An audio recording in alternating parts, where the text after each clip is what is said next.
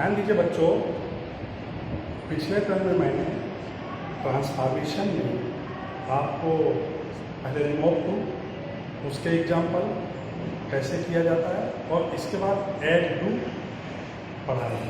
आज हम add to यानी टू को जोड़ना, इसके कुछ एग्जाम्पल और बता रहे हैं और ये आज आखिरी टर्म है। इसके बाद कल अगला नियम पढ़ेंगे ट्रांसफॉर्मेशन का, इसलिए एक बार मैं फिर से आपको समझा रहा हूँ, ध्यान दीजिए। देखिए पहला सेंटेंस है कि he is so lazy that he can not keep pace with you. पहले तो इसका मतलब सुन लो।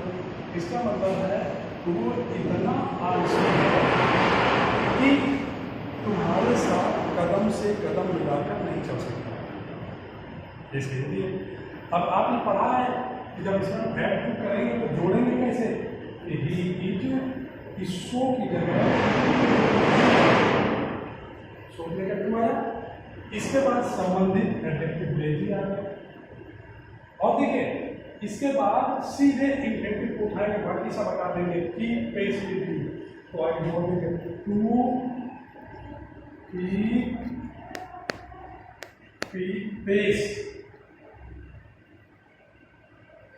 विद, ये कीप पेस विद एक इडियम है, इसका मतलब है कदम से कदम मिलाकर चलना।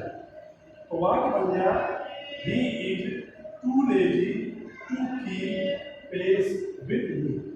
एक बार फिर से मैं बता दे रहा हूँ कि too T double O too, इसका यहाँ पर यूज है, एडवर्ब है। इसका मतलब क्या होता है? एक बार फिर से आखिरी बात, टू टी डबल ओ ये एक एडवर्ब है। इसका मतलब होता है उचित से ज्यादा, यानी more than limit, beyond the proper limit, limit से अधिक।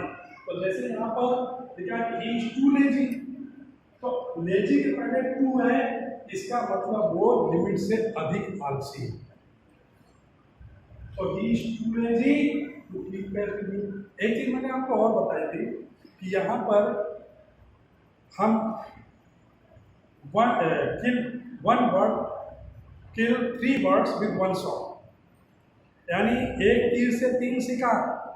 पहली चीज तो ये रिमूव टू, ये ऐड टू हुआ, ये कॉम्प्लेक्स, ये सिंपल हुआ। कॉम्प्लेक्स क्यों हुआ? क्योंकि सो दैट लगा है। ये सिंपल क्यों हुआ? इंफिनिटिव लगा है। और ये निगेटिव, ये अफर्मेटिव। ये निगेटिव क्यों है? इसमें नॉट लगा है। ये अफर्मेटिव क्यों है? इसमें नॉट लगा है। तो जब हम आपको अफर्मेटिव से निगेटिव पढ़ाएंगे वहां पर भी ये नियम पढ़ाएंगे। जब हम आपको सिंपल से कॉम्प्लेक्स पढ़ाएंगे तो वहां पर भी ये नियम में आपको पढ़ाएंगे, इसलिए मैं यहाँ पर रिमाइंड कर रहा हूँ। तो नियम बना कि he is too lazy to keep pace with you. इसका भी वही मतलब है कि वो इतना आलसी है कि तुम्हारे साथ कदम से कदम मिलाकर नहीं चल सकता। क्लियर?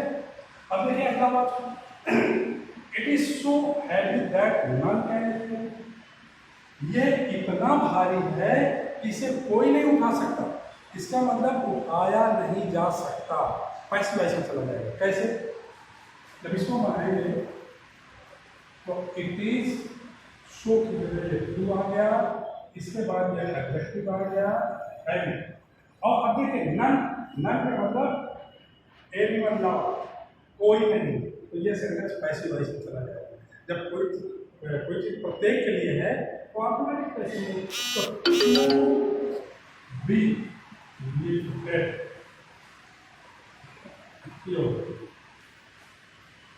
तो it is too heavy to be lifted. अब जैसे यहाँ पर होगा it is so heavy that I can not lift it, तो हम यहाँ पर फॉर बी का प्रयोग करके तो लिफ्ट कर देते हैं। लेकिन यहाँ नन शब्द लगा है, यानी कोई नहीं उठा सकता, ये टू बी लिफ्टेड ऐसे वैसे। बात क्लियर हुई ना? अगला वाक्य,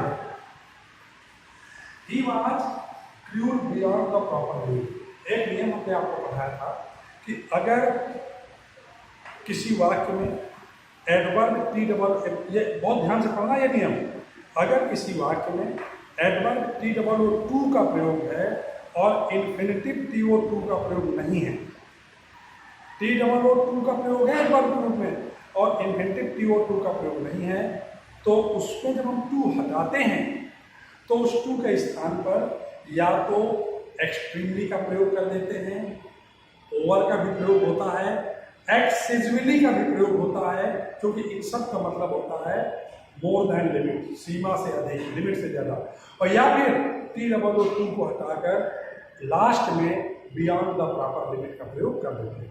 तो देखिए ये वाक्य है, यही बात pure beyond the proper limit. इसमें देखिए बियॉन्ड द प्रॉपर लिमिट बाद में लगा है, तो हम बाद से बियॉन्ड द प्रॉपर लिमिट हटा देंगे और प्योर के पहले टू लगा देंगे, हमारा वाक्य बन जाएगा। तो ये बन जाएगा ही वाज, ये देखिए टू प्योर, वाक्य बन गया। अभी बियॉन्ड द प्रॉपर लिमिट हट गया तो इसका मतलब यहाँ टू बना देंगे, तो he was too pure. Clear?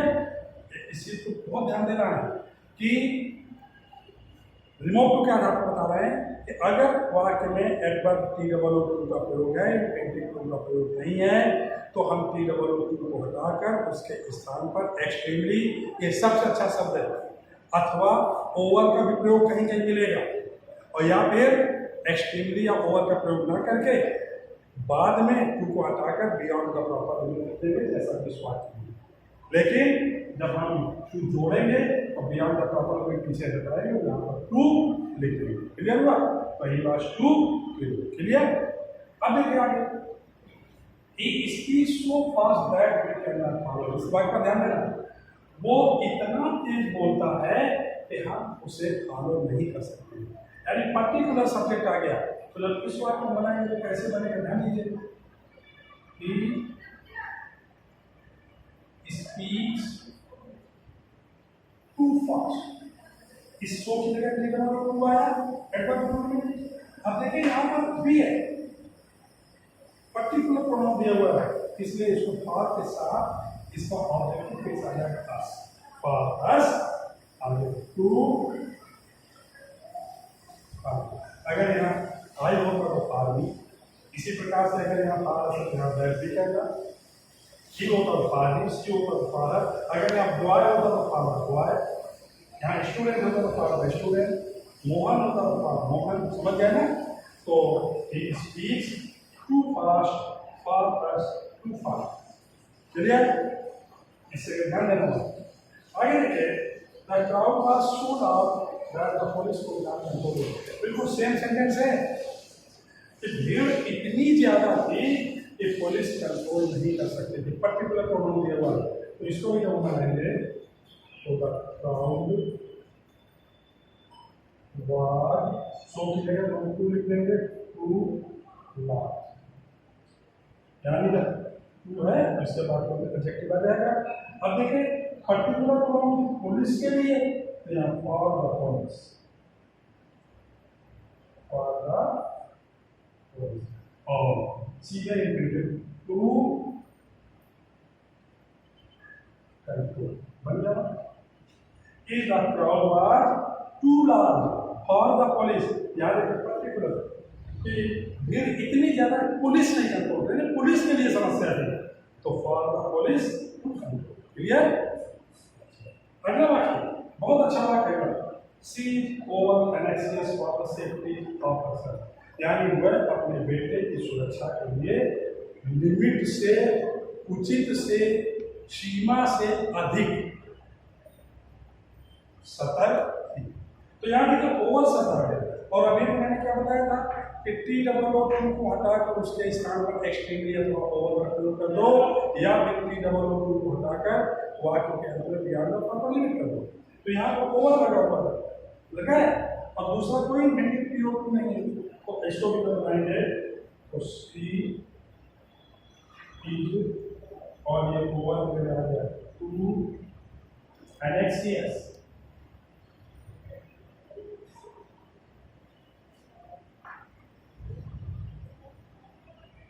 C is too anxious for the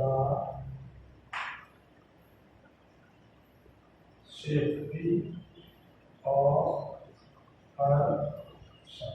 बात बन गया कि वह अपने बेटे की सुरक्षा के लिए लिमिट से अधिक, उचित से ज्यादा सतर्क थी। अब देखिए अगला sentence, the news is so good that it can not be true. देखिए वाक्य पीछे लास्ट में बी लगा हुआ है, तो जब इसको बनाएंगे सीधा सीधा वाक्य है तो कैसे बनेगा,